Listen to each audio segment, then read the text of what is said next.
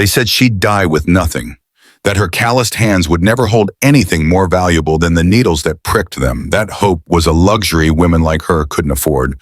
But what the neighbors didn't know, what they couldn't possibly understand as they sat on their benches weaving gossip into gospel, was that dignity has a way of outlasting cruelty, and that sometimes the universe keeps score in ways that make the earth itself tremble.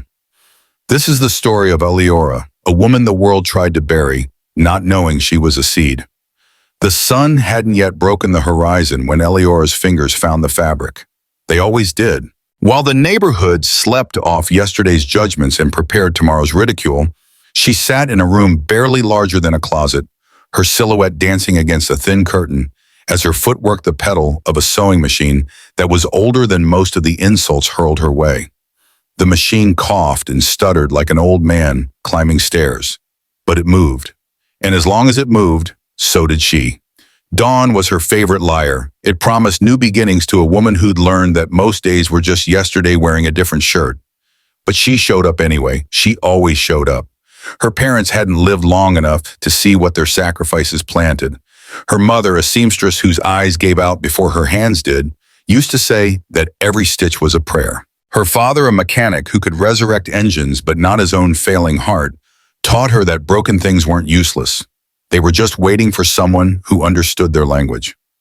They died within 6 months of each other, leaving Eleora with calloused wisdom, a rusted sewing machine, and a room in a shared compound where privacy was a myth and judgment was the only thing given freely.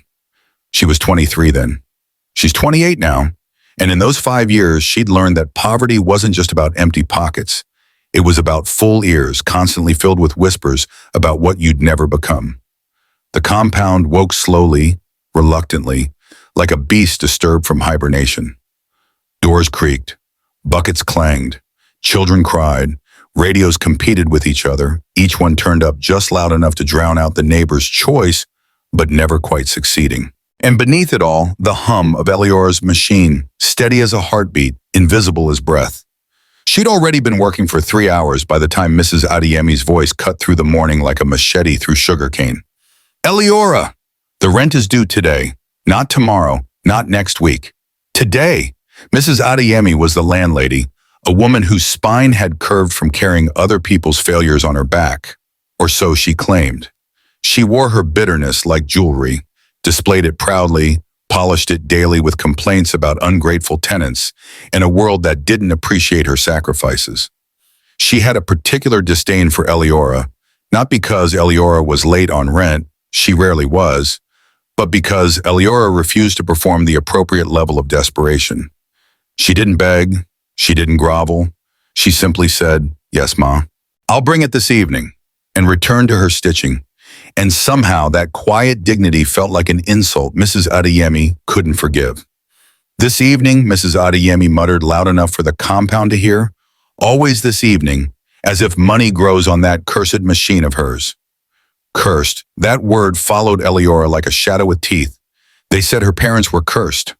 Why else would they work so hard and die so poor? They said her room was cursed. Why else would the roof leak every rainy season while others stayed dry? They said her hands were cursed. Why else would she stitch and stitch and stitch and still have nothing to show for it but thread-thin patience and fabric-scrap dreams? But Eleora had learned something her parents whispered to her in the language of their labor. Curses are just blessings that haven't ripened yet. You just have to keep watering them with work. By 7 a.m., she'd finished a dress for a customer who'd haggled the price down to almost nothing, then complained it wasn't ready fast enough. By 8, she'd packed her basket with small containers of shea butter she'd made by hand, melting and mixing and pouring by candlelight because the compound's electricity was more myth than reality. By 9, she was at the bus stop, her spot claimed by routine and respect from the other vendors who'd watched her show up every single day for 5 years. Rain or shine, sick or healthy, hopeful or hollow. They didn't mock her here. Here, consistency was currency and Eleora was rich. "Eleora, my sister," called out Ngozi, a woman who sold roasted plantains and had arms like a boxer from flipping them over open flames all day. "You look tired. Do you sleep at all?" Sleep is for people who finish their work, Eliora said, arranging her containers with the precision of a jeweler displaying diamonds. I'm not finished yet. You're never finished, Ngozi laughed. But it wasn't cruel.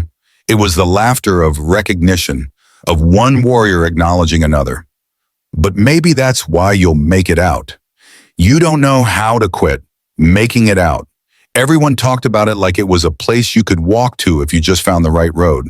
But Eliora had learned that out wasn't a destination. It was a direction, and the only compass she trusted was the one her parents left her. Keep moving, keep creating, keep giving even when it seems a thing to give. Especially then. A little boy approached her table, eyes wide and hungry in that way that had nothing to do with food. His name was Chidi, and he came every week, never with money, always with hope. Auntie Eliora, you have the one that smells like flowers.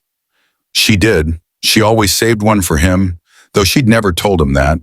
She handed it to him, waved away his stammered promises to pay her back someday, and watched him run off like he'd been given a treasure instead of a $2 container of shea butter. Ngozi shook her head. You're too soft. That's why you'll never get ahead. Maybe, Eliora said, watching Chidi disappear into the crowd. Or maybe getting ahead isn't the same as getting somewhere worth being. The day unfolded like all the others. A few sales, a few rejections, a few people who touched her products with interest and walked away with excuses. By 2 p.m., she'd made just enough to cover rent and buy rice for the week. By 3, she was back at the compound, delivering Miss Adeyemi's money and enduring the woman's inspection of the bills as if Eliora might have paid her in counterfeit dreams.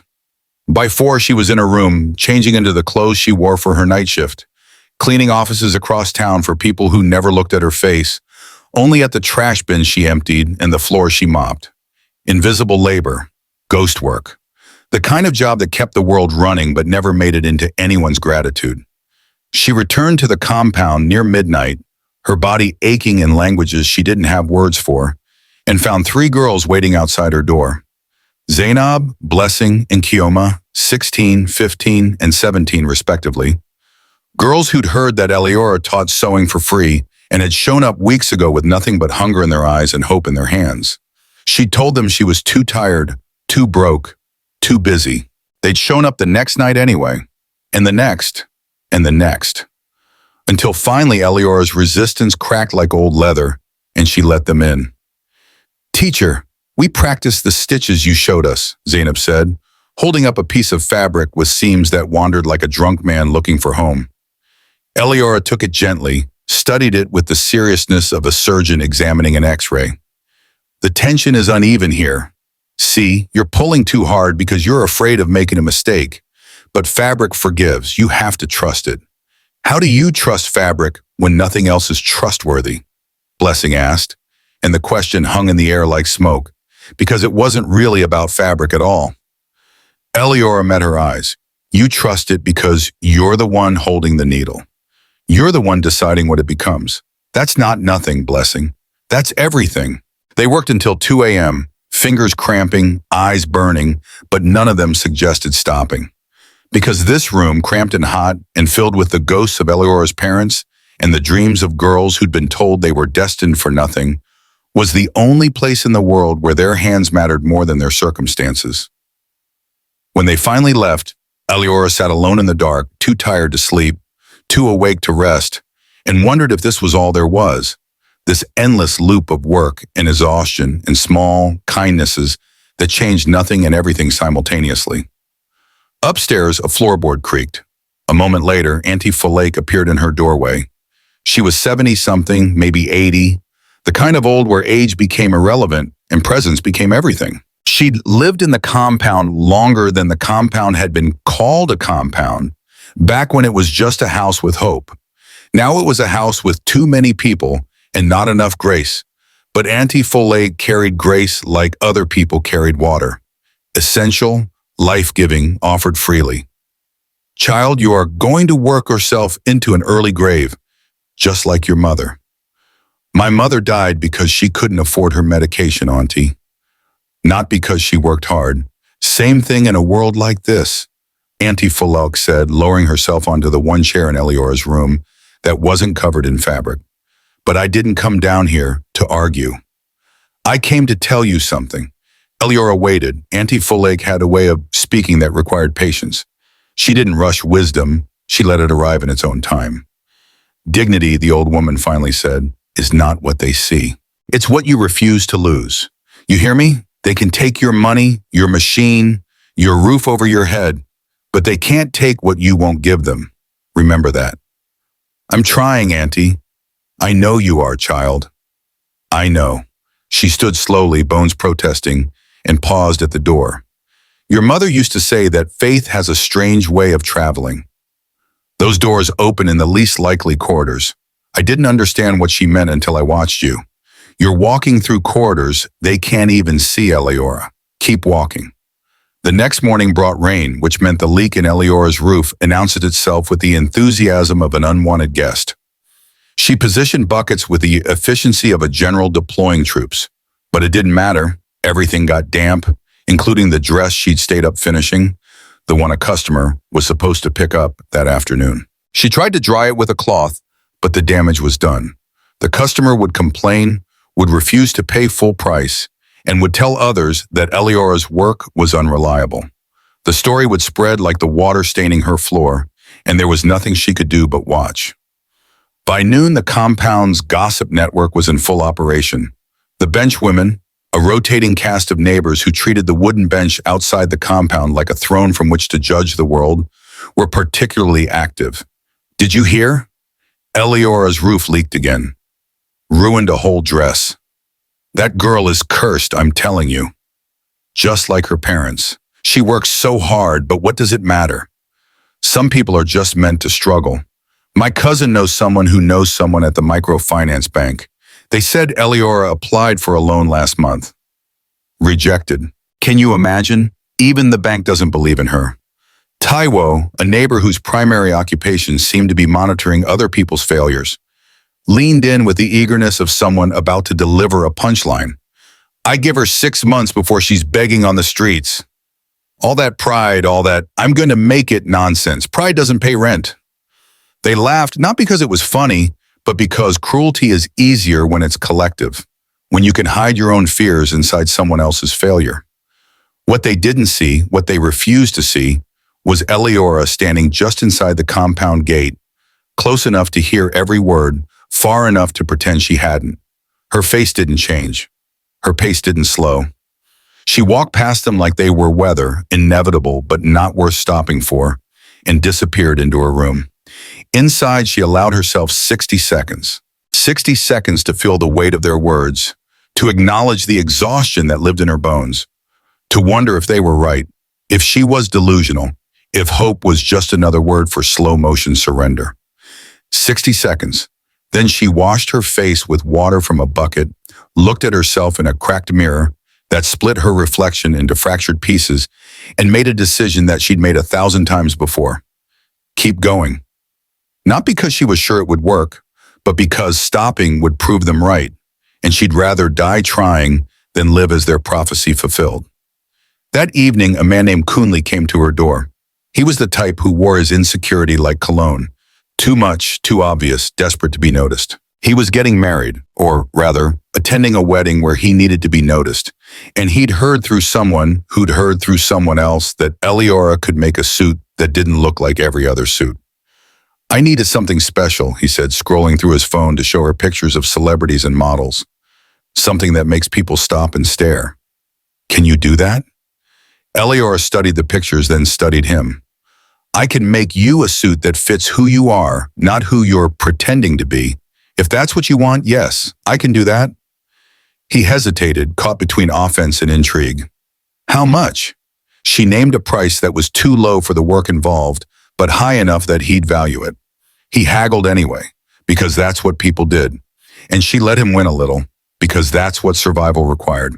They agreed on a price, a timeline, 3 days, which was insane, and he left. Already on his phone, already moving on to the next thing that might make him feel significant.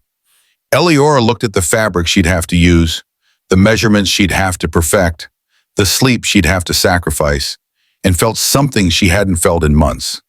Excitement. Not because of Kunli, Not because of the money, but because she'd been given a canvas, and she knew exactly what to paint. For 3 days, she barely existed outside that room. The girls came for their lessons and found her hunched over the suit, pins in her mouth, thread between her fingers, eyes red but focused. They brought her food she forgot to eat, water she forgot to drink, and watched her work with the reverence of disciples watching a miracle unfold in real time. Because that's what it was. The way she rebuilt the shoulders so they sat like architecture. The way she reworked the hem so it moved like water.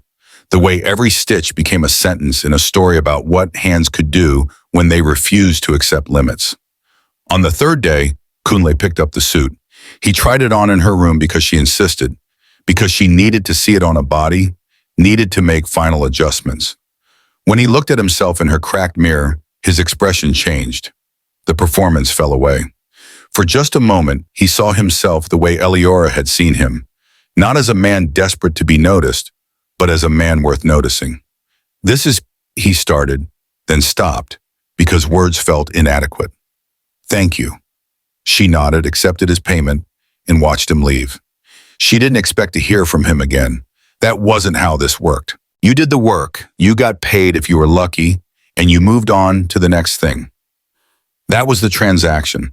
That was the limit of what women like her could expect.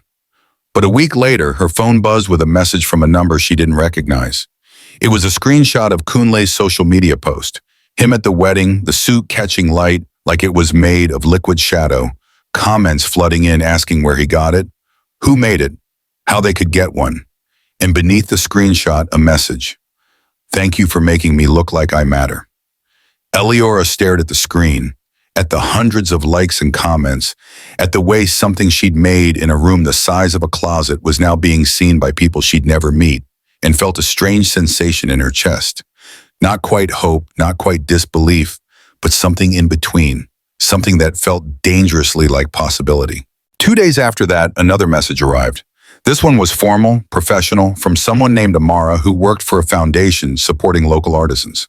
They'd seen Kunle's post, had traced the suit back to Eliora, and wanted to know if she'd be interested in participating in a vocational scholarship program.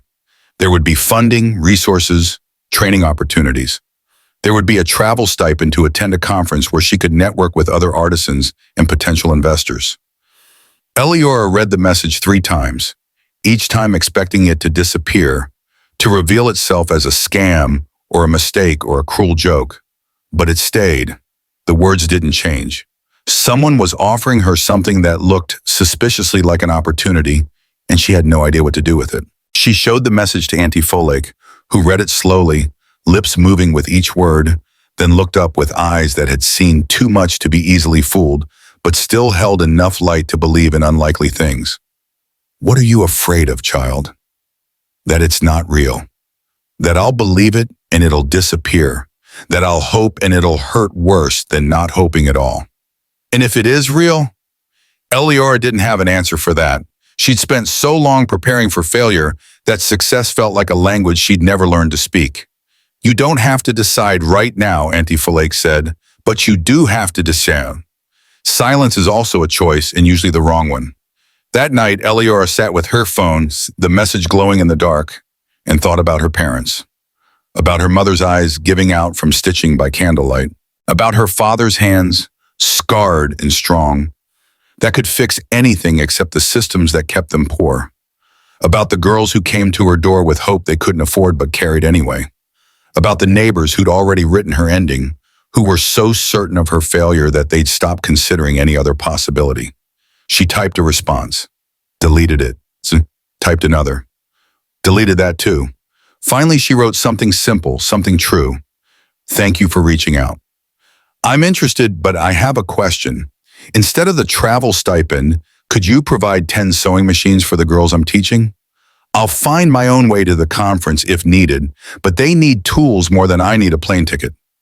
She hit send before she could overthink it, before fear could dress itself up as practicality and talk her out of asking for what mattered. Then she set the phone down, face down, and tried to sleep. Though sleep felt impossible when you'd just thrown a message into the universe and had no idea if the universe was listening. The response came the next morning. That's an unusual request. Can we schedule a call to discuss? A call with a foundation, with people who had resources and power and the ability to change things. Eliora's hands shook as she typed back her agreement, as she gave them her number, as she realized that she'd just opened a door she couldn't close, and whatever walked through it would change everything. The call was scheduled for Friday at 2 p.m. Eliora told the girls, told Auntie Flake, told no one else because the compound's gossip network would turn possibility into performance, and she needed this to stay small and real, and hers until she knew what it was. Friday arrived with the speed of a held breath. She borrowed Ngozie's smartphone because hers was too old for video calls, found a corner of the compound with decent light and minimal noise, and at exactly 2 p.m., pressed the button that connected her to Amara. Amara was younger than Eliora expected, maybe early 30s, with the kind of confidence that came from having doors open for you, but also the kind of warmth that suggested she remembered when they weren't. They talked about the program, about Eliora's work, about the girls she was teaching. Amara asked questions that suggested she'd done her research, that this wasn't charity tourism but genuine interest. And then, about 15 minutes in, Amara said something that made Eliora's heart stop. "I hope you don't mind, but I've invited someone else to join us. He's one of our major donors, and he's particularly interested in supporting artisans who are also investing in their communities. His name is Malachi." Before Eliora could respond, a second window opened on the screen, and a man appeared. He was maybe 40, with the kind of face that suggested he smiled often, but was choosing not to right now, choosing instead to pay attention.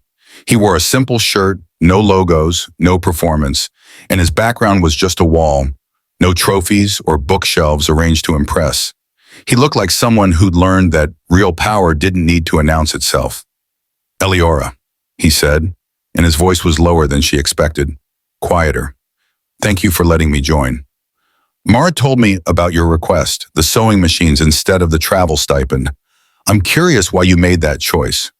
It was a test, she knew that, but it was also a genuine question, and she'd learned to tell the difference. "Because I'll survive whether I go to that conference or not," she said. "I've been surviving my whole life. But those girls, Zainab, Blessing, Kioma, and the others who'll come after them, they're at the age where they're deciding if survival is all they're worth. If I take the stipend and they watch me leave with nothing changed for them, I'm teaching them that success means leaving people behind. I don't want to teach them that. I want to teach them that we rise together or we don't rise at all." Silence. Not the awkward kind, but the kind that happens when someone's words land heavier than expected. Malachi leaned back, and for the first time he smiled, and it changed his entire face. "Tell me about your work," he said. "Not the business side, the work itself. Why fabric? Why stitching? What are you actually doing when you're at that machine?" And so she told him things she'd never articulated before about how fabric was memory, how it held the hands that touched it, how every stitch was a decision about what to hold together and what to let go. She told him about her mother's belief that sewing was prayer, about her father's insistence that broken things were just waiting for someone who understood their language. She talked about the girls, about watching their hands learn confidence, about the way Blessing's stitches had gone from terrified to bold in just 3 weeks. She talked until she forgot she was on a call with strangers, until it felt like she was just talking to people who understood that work wasn't just labor, it was language, and she'd been speaking it her whole life. When she finally stopped, breathless and slightly embarrassed by how much she'd said, Malachi was quiet for a long moment. Then he said something she didn't expect. "I grew up in foster care, 12 different homes before I aged out of the system.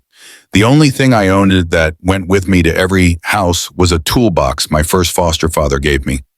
He taught me that if you could fix things, you'd always have value, even when people tried to convince you otherwise.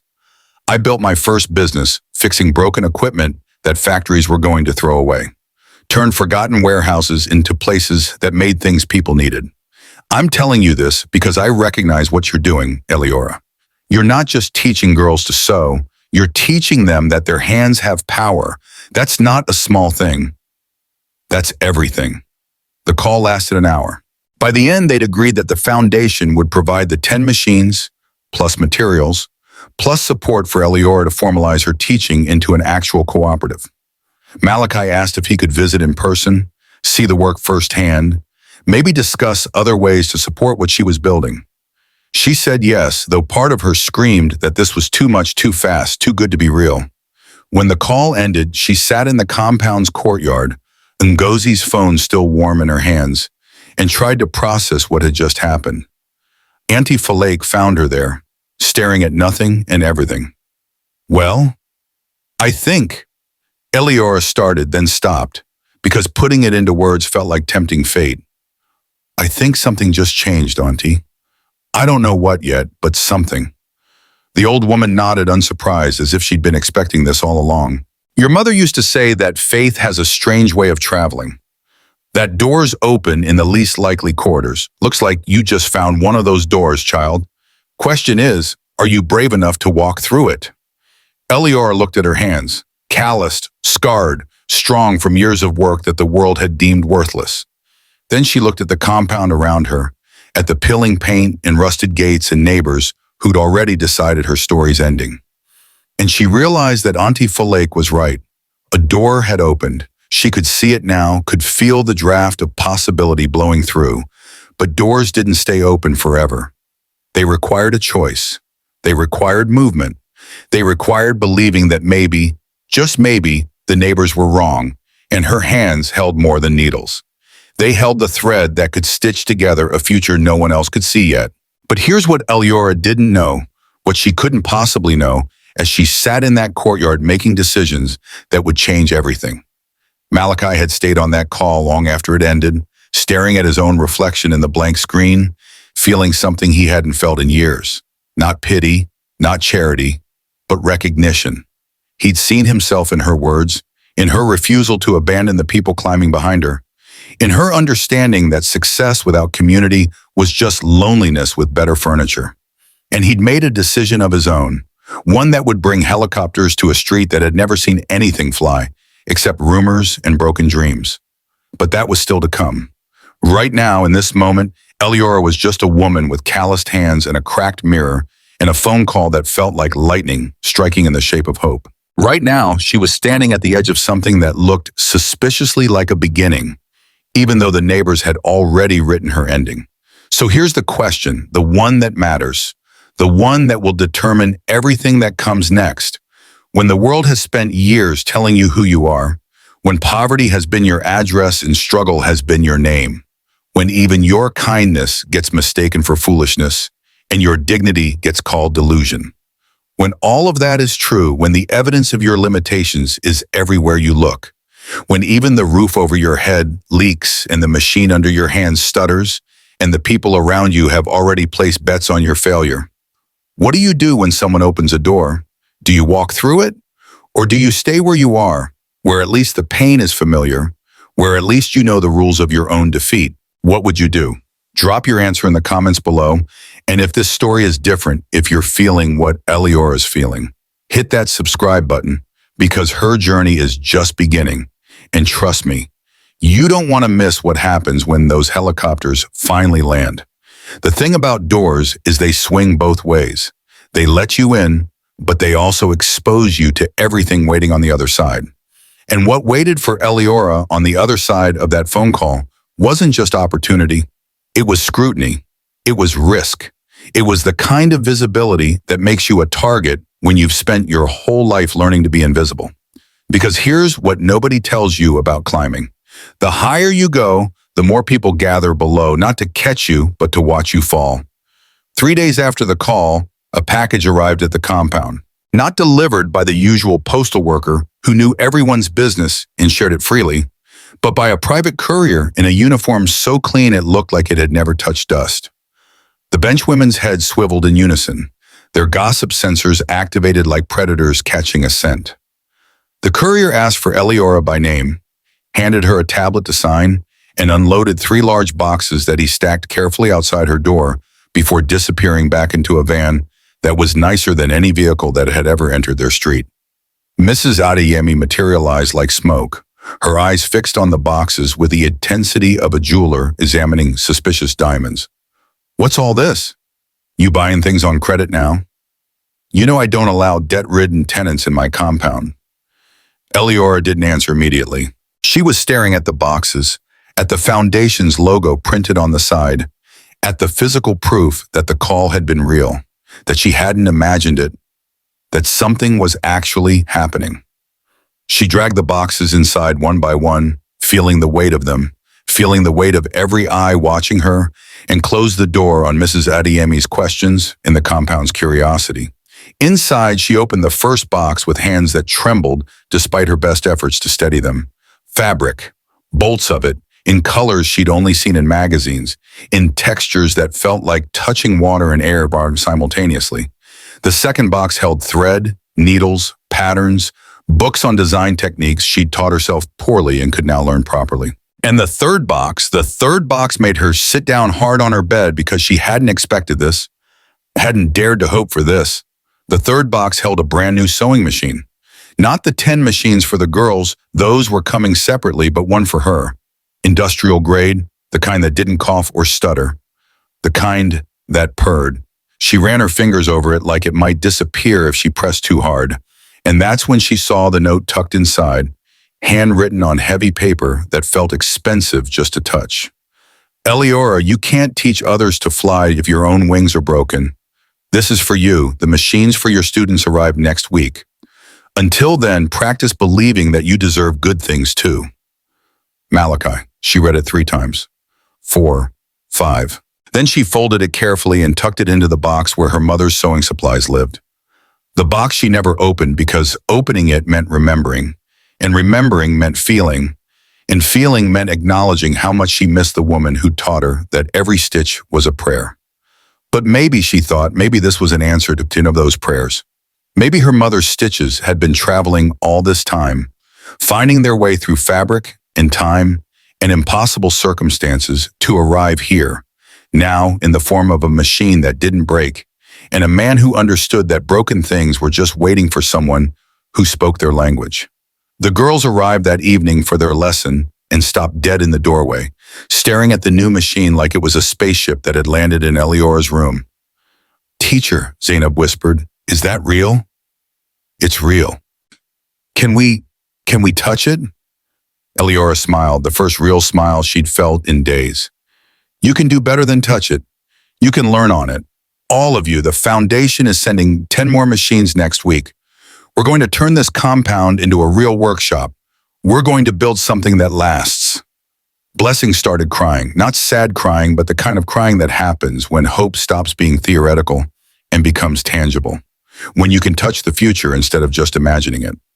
Kioma joined her, and then Zainab, and suddenly Eleora's tiny room was filled with girls weeping over a sewing machine, which would have looked absurd to anyone who didn't understand that the machine wasn't the point. The point was what it represented. The point was that someone had seen them, had believed in them, had decided they were worth investing in. But outside in the compound's courtyard, a different kind of emotion was brewing. Taiwo had gathered the benchwomen for an emergency session, their voices low but sharp, like knives being sharpened in the dark. "Did you see those boxes? That courier? Something's happening with that girl. I heard she's got some rich man sending her things. You know what that means. It means she's selling something that's not fabric, if you ask me. We should tell Mrs. Adeyemi. This kind of thing brings trouble to the whole compound." Mrs. Adeyemi didn't need to be told. She'd already made her calculations, already decided that Eleora's sudden fortune, if you could call a sewing machine and some fabric fortune, was somehow a threat to the compound's stability, which was really just code for a threat to Mrs. Adeyemi's control. Because the thing about people who've built their identity on being the one who decides who gets what is that they can't tolerate anyone receiving something they didn't approve. It feels like theft, even when nothing's been taken. The next morning, Mrs. Adeyemi knocked on Eleora's door with the kind of knock that wasn't really asking permission, just announcing arrival. "We need to talk about your plans." "My plans?" "These machines you're bringing in. This workshop you're building. You can't just turn my compound into a factory without discussing it with me first. There are rules, there are fees. Of course there were fees. There were always fees when someone like Mrs. Adeyemi smelled opportunity in someone else's progress." Eleora had expected this, had prepared for it, but that didn't make it easier to swallow. How much? Mitz Adiemi named a number that was clearly invented on the spot, clearly designed to be just high enough to hurt, but not high enough to be obviously extortion. Eliora agreed to it because fighting would cost more than money.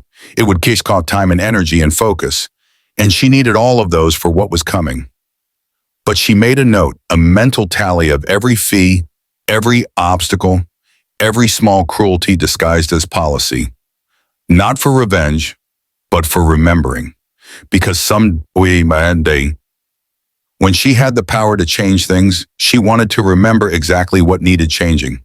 The machines arrived the following Tuesday in a truck that barely fit down their street, and the entire neighborhood came out to watch, not to help, to watch, to witness, to gather evidence for whatever narrative they were already constructing. The delivery men unloaded the boxes with professional efficiency, stacking them in the compound's courtyard because they wouldn't fit through Eliora's door.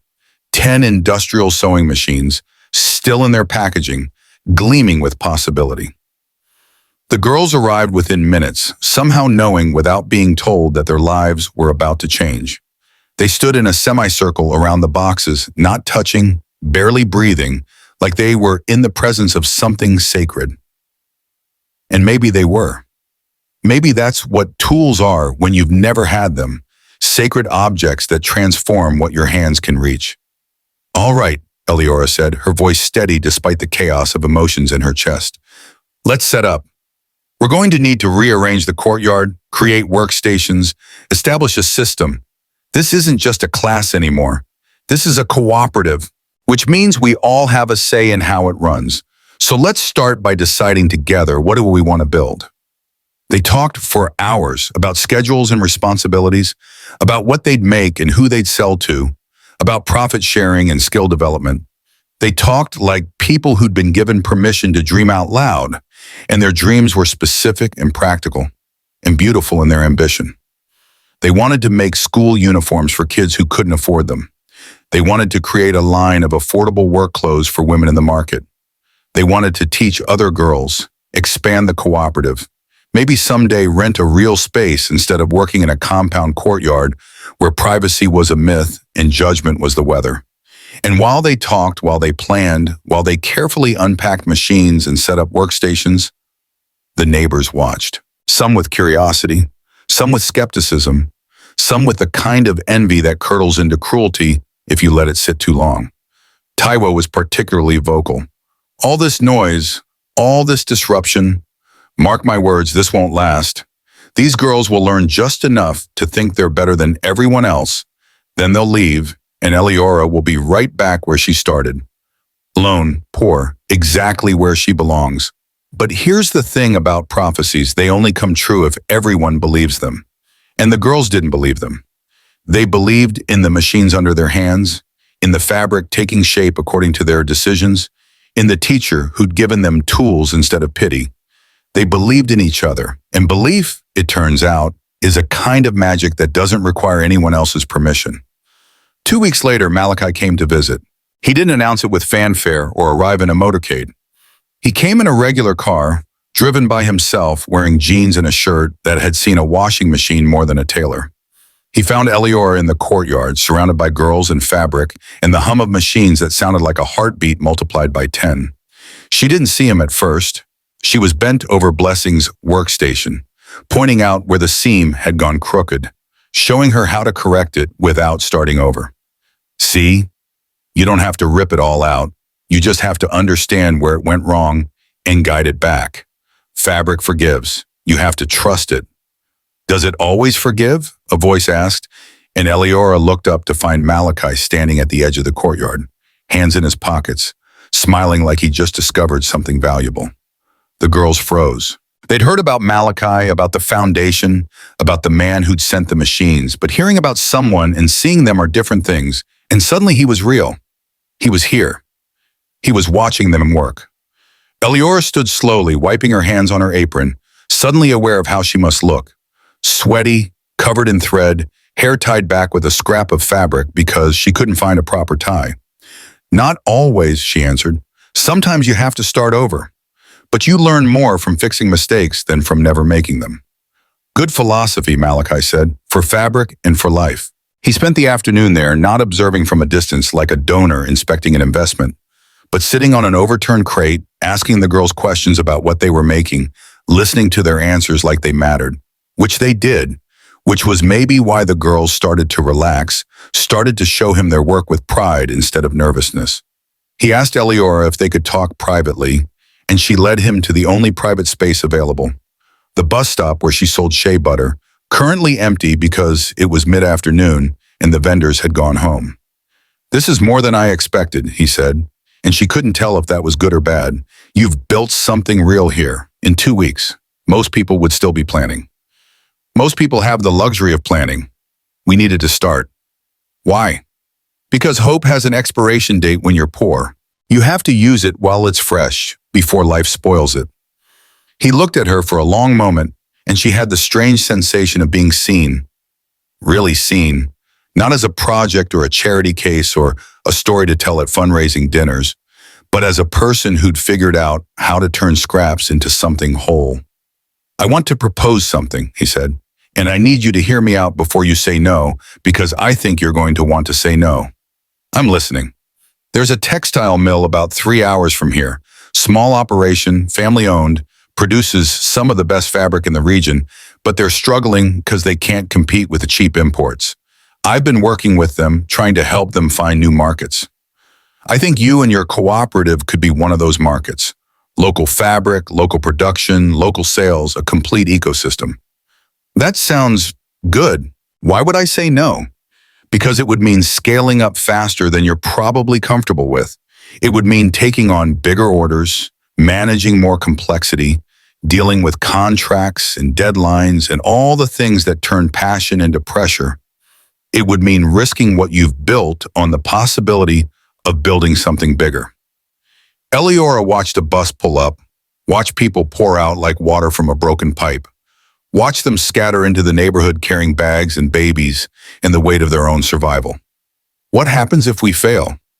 Then we learn from it and try something else. But Eliora, what happens if you succeed? What happens if this cooperative becomes a model for other neighborhoods, other cities? What happens if those girls you're teaching become teachers themselves? If this thing you're building becomes a movement instead of just a workshop?" That sounds like a lot of pressure for a woman who was selling shea butter at a bus stop 3 weeks ago. Pressure is just another word for potential, and you've been handling pressure your whole life. The only difference now is that you have support.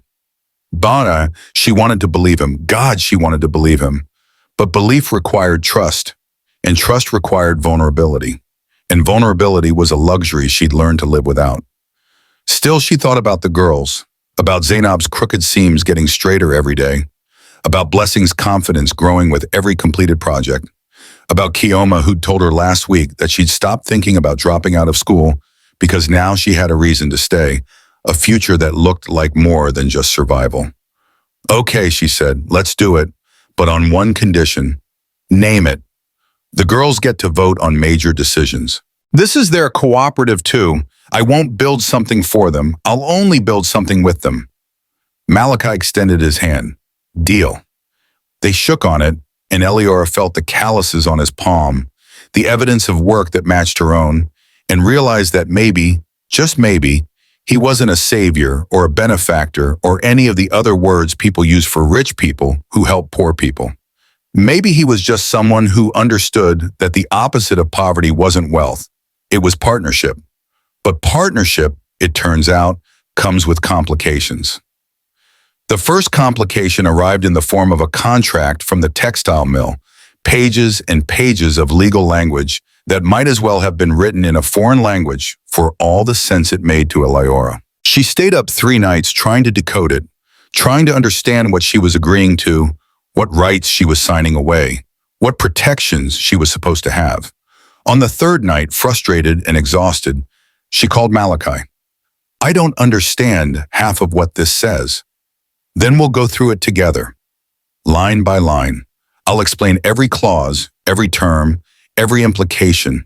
And if there's anything you're not comfortable with, we'll change it. This is your cooperative, Eliora.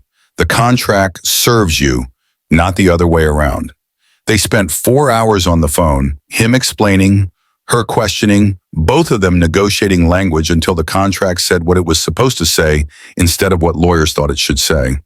And somewhere in those 4 hours, somewhere between Clause 7 and Clause 15, something shifted. The conversation stopped being just about business and became about philosophy, about what they believed work should look like, about what they thought success meant, about the difference between building wealth and building worth. "Can I ask you something personal?" Eliora said when they had finally finished the contract review. "Go ahead. Why are you doing this? And don't say it's because you believe in supporting local artisans or investing in communities.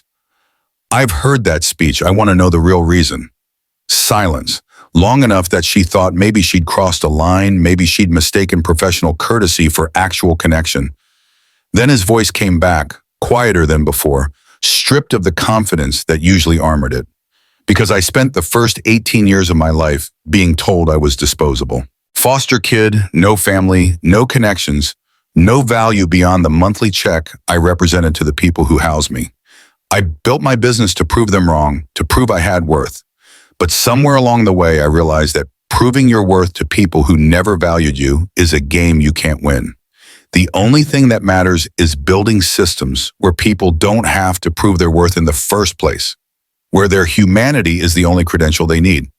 That's what I saw when I talked to you, Eliora. Someone who's been treated as disposable but refuses to accept that definition. Someone who's building a system where girls like Zainab and Blessing and Kioma don't have to spend their whole lives proving they deserve tools and training and opportunity. That's why I'm doing this. Because you're doing what I wish someone had done for me. Eliora didn't know what to say to that. Didn't know how to respond to that level of honesty, that kind of vulnerability. So she said the only thing that felt true: "Thank you for seeing us, for seeing me. Thank you for letting me." They hung up, and Eliora sat in the dark of her room, listening to the compound settle into sleep, listening to the machines sitting silent in the courtyard, and felt something she hadn't felt in years. Not hope, which was too fragile, not optimism, which was too naive, but something sturdier, something that felt like foundation. Like maybe she was building on solid ground for the first time in her life. But solid ground, it turns out, makes some people nervous. Because if you're standing on solid ground, you're harder to push over. And there were people in that compound, in that neighborhood, who'd built their entire identity on being the ones who decided who stood and who fell. The first crack appeared during a cooperative meeting. They were discussing their first major order: 50 school uniforms for a local primary school, due in 3 weeks. It was ambitious, but doable. And the girls were excited, already dividing up tasks and calculating how much they'd each earn. That's when Mrs. Adeyemi appeared with a new fee schedule. "Given the increased commercial activity in the compound, I'll need to charge a business operation fee, monthly, plus a percentage of revenue."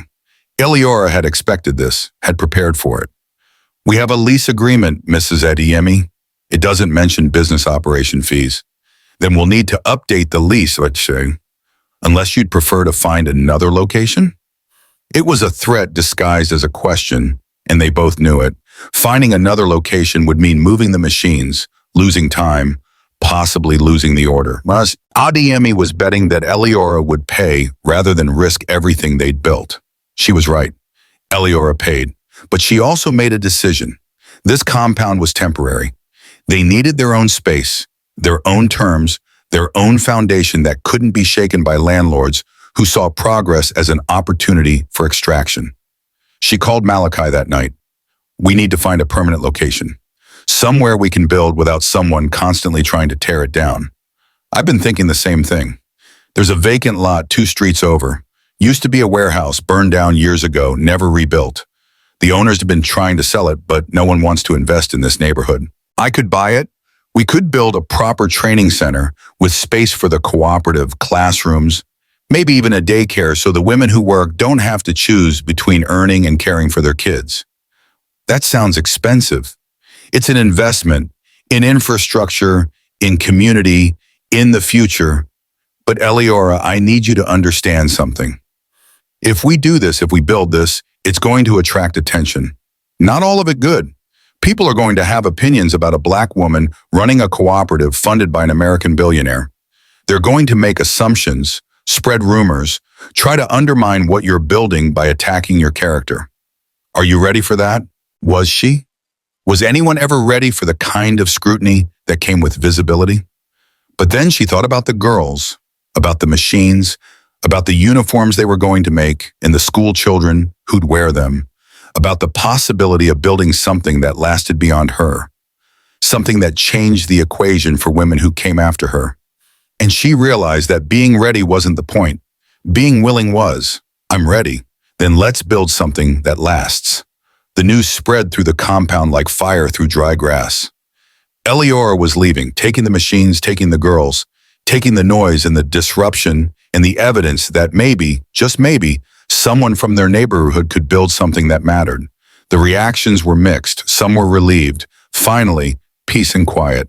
Some were resentful. Who did she think she was? Too good for the compound now. And some, a small but growing number, were inspired. Inspired? If Eleora could do it, maybe they could too. But the benchwomen led by Taiwo had a different reaction entirely. They saw Eleora's success as a personal insult, as evidence that the universe was broken, that the wrong people were being rewarded. And so they did what people do when they can't control the narrative. They tried to destroy it. The rumors started small. Eleora was sleeping with Malachi, obviously. How else would a woman like her get that kind of support? The cooperative was a front for something illegal, probably money laundering, definitely something shady. The girls were being exploited, working for nothing while Eleora got rich. None of it was true. All of it spread. Eleora heard the whispers, saw the looks, felt the weight of judgment that had followed her all her life, intensify into something sharper, something designed to cut. She could have fought it, could have defended herself, could have tried to convince people who'd already decided she was guilty of the crime of succeeding while poor. But she'd learned something from fabric, from all those years of stitching. Sometimes the best response to a crooked seam isn't to rip everything out. Sometimes you just keep stitching straight, and eventually the crookedness gets absorbed into the larger pattern. So she kept working, kept teaching, kept building, and slowly the truth started to outpace the lies. Because truth has weight and lies are just air, and eventually gravity wins. The uniforms were delivered on time, all 50 of them. Perfect stitching, perfect fit, perfect proof that the cooperative wasn't a scam or a fantasy, but a functioning business built by women who'd been told they'd never build anything. The school principal came to pick them up personally, inspected each one, and then did something unexpected. She cried. My mother was a seamstress, she said, holding one of the uniforms like it was made of something more precious than fabric. She worked her whole life and died with nothing. But she always said that stitching was prayer, that every seam was a hope for something better. These uniforms, they're not just clothes, they answered prayers. Thank you.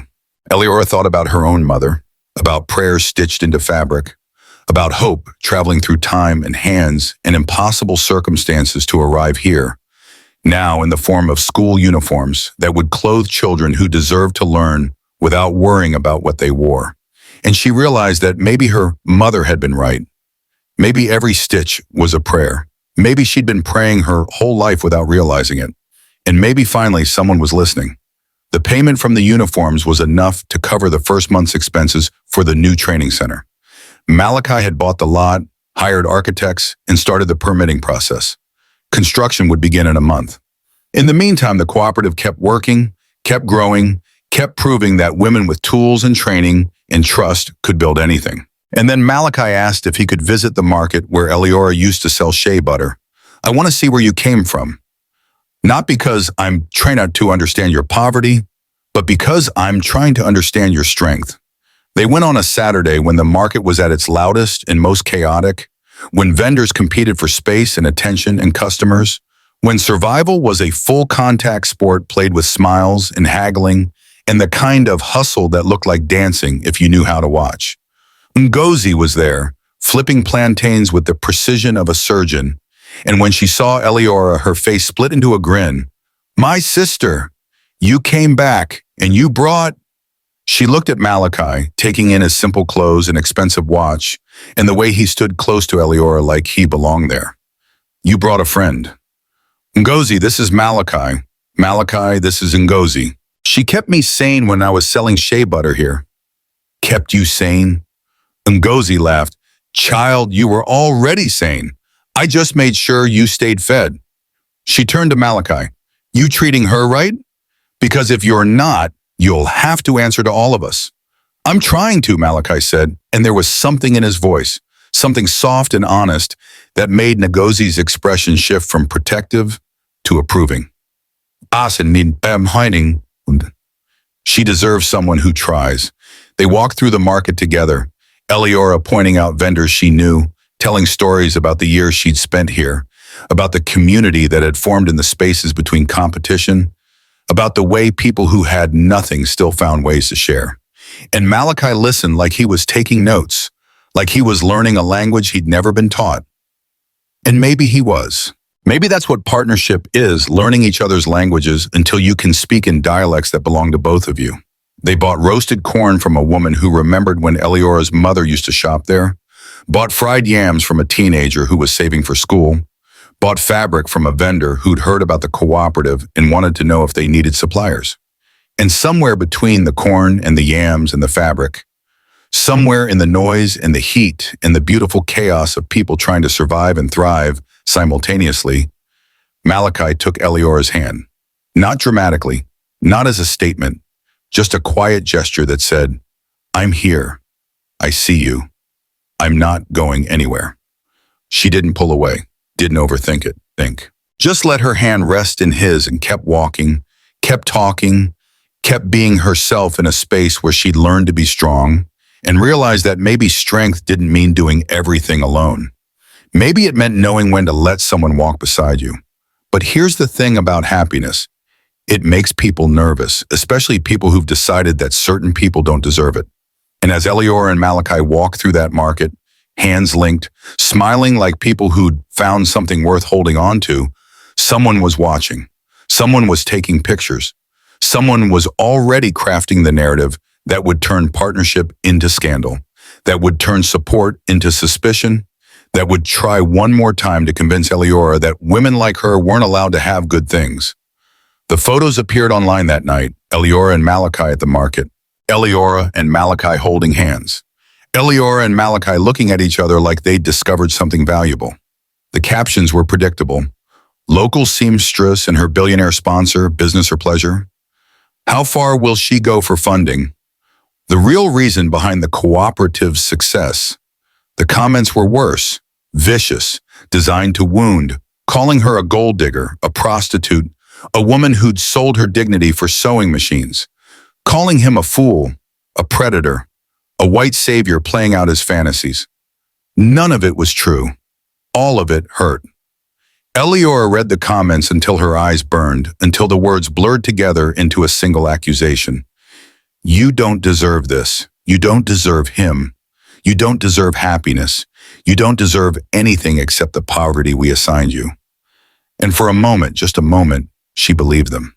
For a moment, the weight of their judgment felt heavier than the evidence of her own work. And she wondered if maybe they were right, if maybe she'd been delusional to think that doors opened for women like her, if maybe the neighbors had been right all along. She called Malachi, her voice shaking. Have you seen it? The photos? The comments? I've seen it. I'm sorry. I didn't mean for this to happen. I didn't mean to drag you into... Eliora, stop. You didn't drag me into anything. I walked into this with my eyes open. And I'm not going anywhere just because some people with internet access and too much time decided to have opinions about our lives. The question is, are you okay? Was she okay? She didn't know. She didn't know how to be okay when the world kept insisting she was wrong. When every step forward came with a chorus of voices telling her to step back. When even holding someone's hand became evidence of moral failure. I don't know, she admitted. I don't know how to do this. How to build something good while people are trying to tear it down. How to be happy when happiness feels like giving them ammunition. You do it the same way you've done everything else. One stitch at a time, one day at a time, one decision at a time. And Eliora, you don't owe them explanations. You don't owe them performances of suffering to make them comfortable. You owe yourself the chance to build the life you've been working toward. That's it. That's all. She wanted to believe him, but belief required courage, and courage required rest, and she was so tired of fighting, so tired of proving, so tired of being strong when all she wanted was to be soft, to be vulnerable, to be human without it being used against her. "What if I can't do this?" she whispered. "Then we'll figure out what you can do. Together. But Eliora, I don't think you're going to quit. I think you're going to wake up tomorrow and keep stitching. Because that's who you are. That's who you've always been. And no amount of internet comments is going to change that." He was right. She hated that he was right. But he was. Because the next morning, despite the exhaustion, despite the hurt, despite the voice in her head that sounded suspiciously like Taiwo telling her she'd never amount to anything, Eliora woke up, washed her face, and went to the courtyard where the machines waited, and the girls were already gathering. And she taught. She stitched. She built. Because here's what the neighbors didn't understand, what the internet commenters couldn't comprehend, what even Eliora herself was only beginning to realize. She wasn't building a cooperative for their approval. She wasn't stitching for their validation. She was doing it because fabric forgives, and broken things are just waiting for someone who speaks their language, and every seam is a prayer. And she'd been praying her whole life, and she wasn't about to stop now just because the congregation didn't like her hymn. But the question remained, hanging in the air like humidity before a storm. How much could one woman take? How many rumors? How many obstacles? How many fees and judgments and whispered prophecies of failure before even the strongest foundation started to crack? And more importantly, what happens when the thing you're building becomes bigger than you? When the girls depending on you multiply? When the stakes stop being about your survival and start being about theirs? What would you do if your success became someone else's scandal?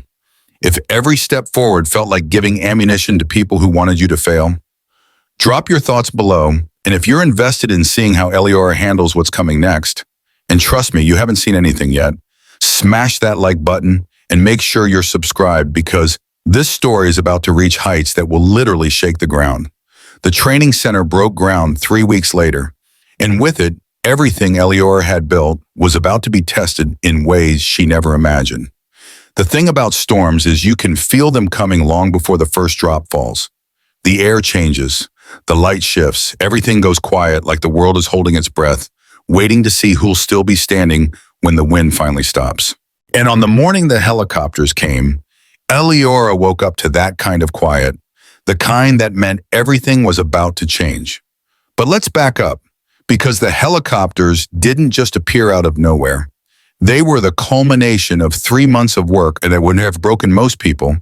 3 months of Eliora and her girls stitching until their fingers bled, of Malachi navigating permits and politics and the 1,000 small cruelties that systems inflict on people trying to build something new, of the cooperative proving day after day that women with tools and training could create miracles out of thread and determination. The training center rose from that vacant lot like a promise being kept. Brick by brick, wall by wall, it transformed from cursed ground into sacred space.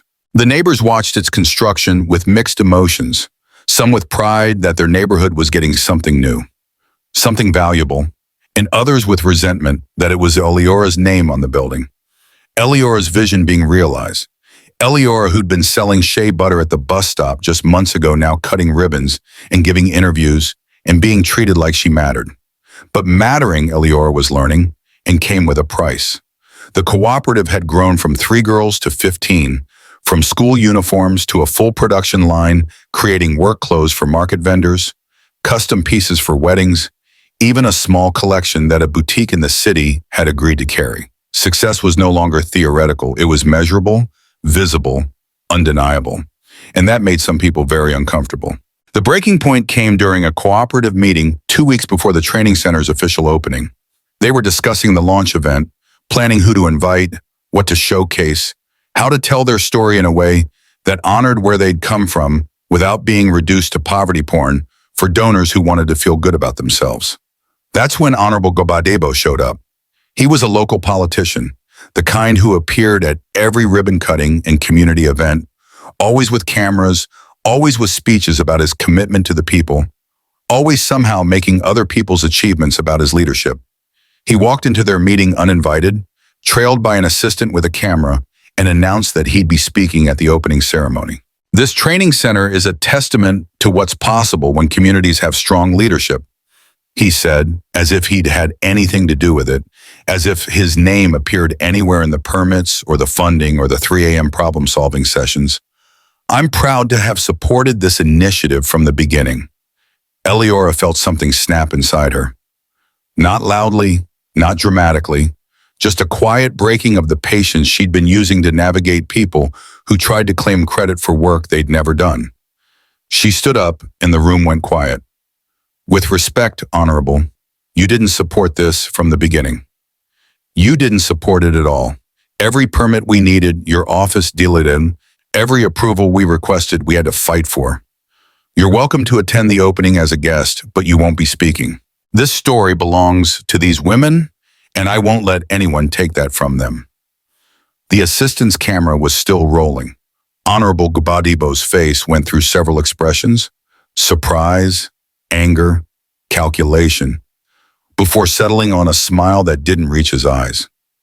I see. Well, I hope you understand that community support works both ways, Eleora. It would be unfortunate if your business faced unnecessary complications because of a misunderstanding. It was a threat, barely veiled, the kind that people in power make when they're used to getting their way and can't comprehend being told no.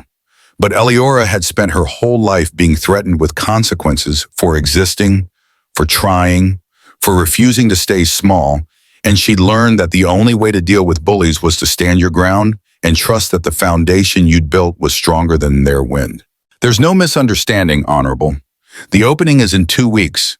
You're welcome to attend, but the microphone belongs to the women who did the work. He left. The camera left, and Eleora sat back down, her hands shaking but her voice steady, and the girls erupted into applause because they'd just watched their teacher do what they'd all wanted to do their whole lives, tell someone with power that power wasn't the same as worth. But that night, lying in her room in the compound she'd soon be leaving, Eleora wondered if she'd made a mistake. If standing up to Honorable Gbadebo would bring consequences she couldn't handle.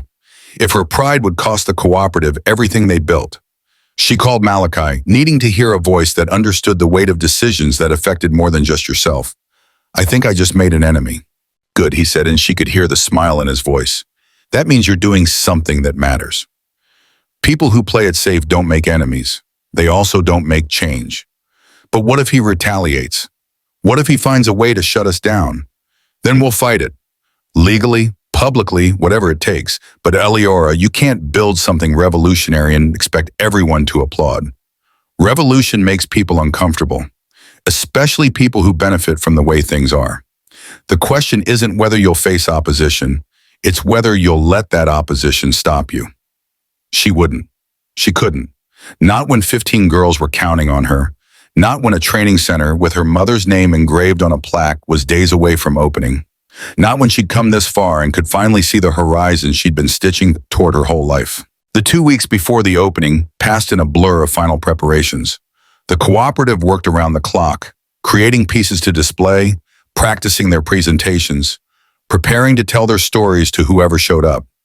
Malachi had invited the foundation, the textile mill, several journalists who covered social enterprise, and a representative from a global design house that had expressed interest in partnering with local cooperatives. It was more attention than Eleora had ever wanted, more visibility than felt comfortable, but she understood that visibility was currency, that being seen meant being harder to erase. 3 days before the opening, Mrs. Adeyemi made one final attempt to extract payment from Eleora's progress. She showed up with an invoice for damages to compound property that were clearly invented, clearly a last-ditch effort to get money before Eleora moved out permanently. Eleora looked at the invoice, looked at Mrs. Adeyemi's face, bitter and grasping and so afraid of being left behind that she'd rather tear others down than build herself up, and felt something unexpected. Pity. Mrs. Adeyemi, I'll pay for this, not because I owe it, but because I want to leave here with a clear conscience. But I want you to know something. You could have been part of this. You could have supported it, celebrated it, taken pride in the fact that someone from your compound built something that mattered. Instead, you spent months trying to sabotage it, trying to profit from it, trying to prove that I'd fail. And the saddest part is that my success doesn't diminish you. There was room for both of us to rise. You just couldn't see it. She paid the invoice in full, packed the last of her belongings, and left the compound for the final time. As she walked out, she saw Auntie Falake standing in the courtyard, smiling like she'd been waiting for this moment. Your mother would be so proud, child. I hope so, Auntie. I really hope so. Hope? The old woman laughed. Child, I know so. Now go. You have a future to build, and it's waiting for you to arrive. The night before the opening, Eliora couldn't sleep.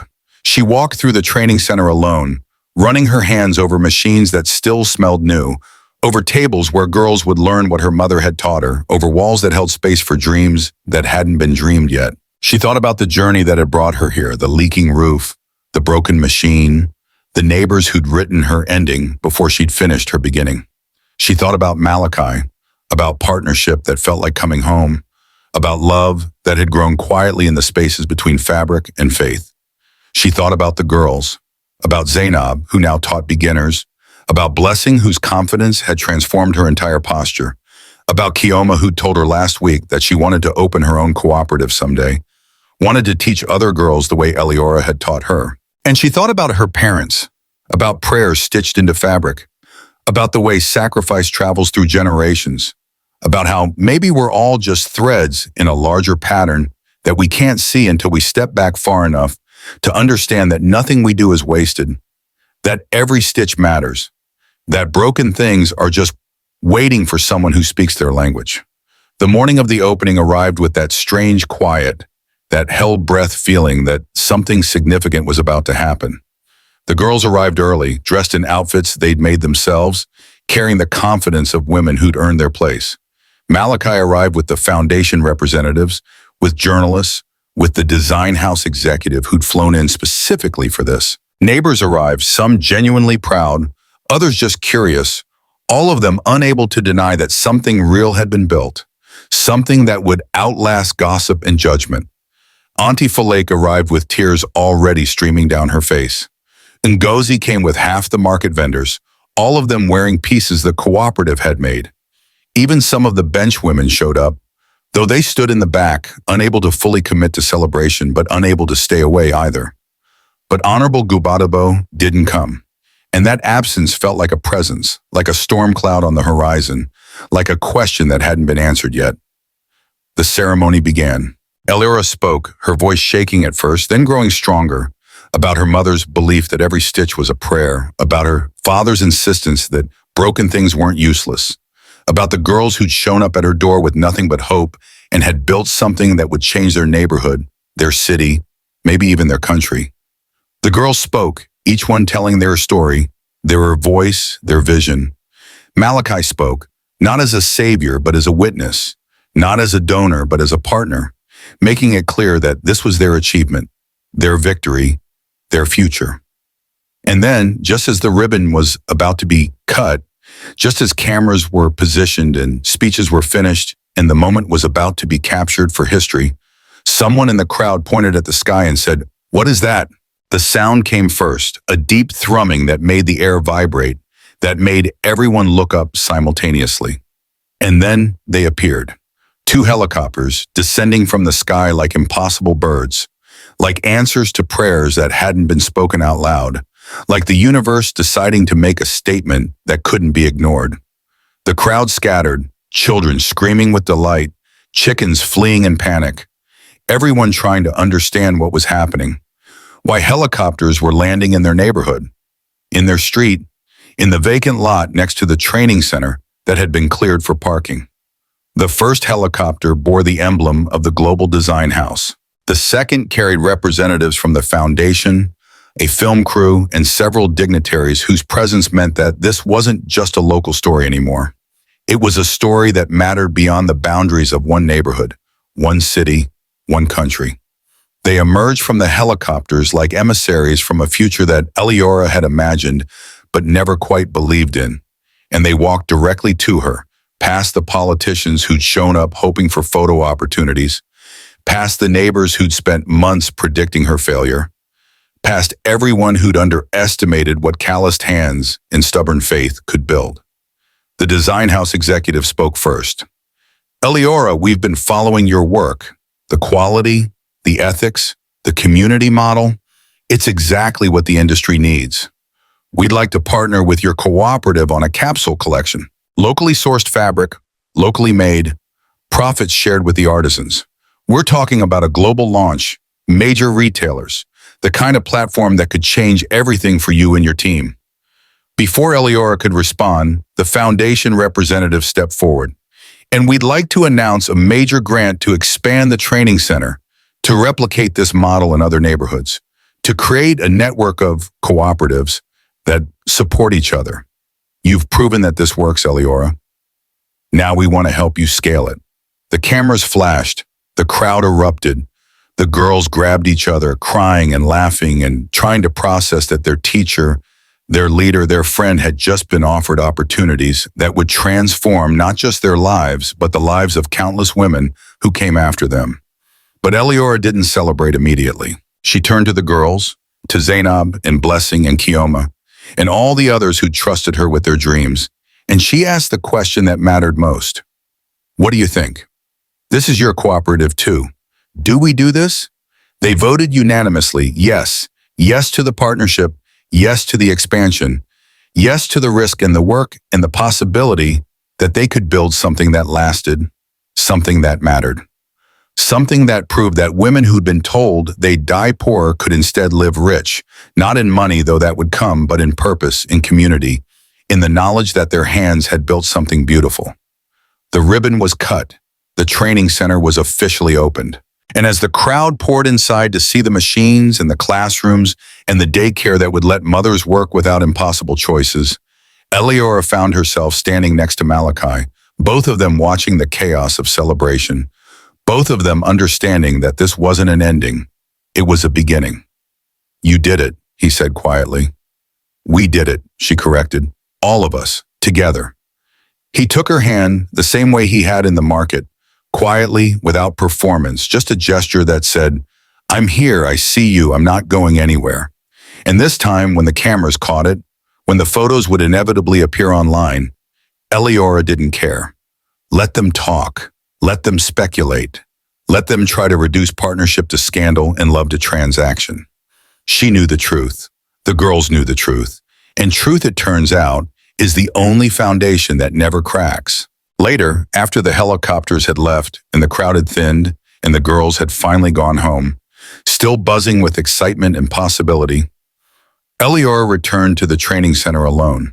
She walked to the main classroom, to the machine that sat in the center like an altar, and she placed her hands on it the same way she'd placed her hands on her mother's old machine all those years ago. We did it, Mama, she whispered. Your prayers made it all the way here.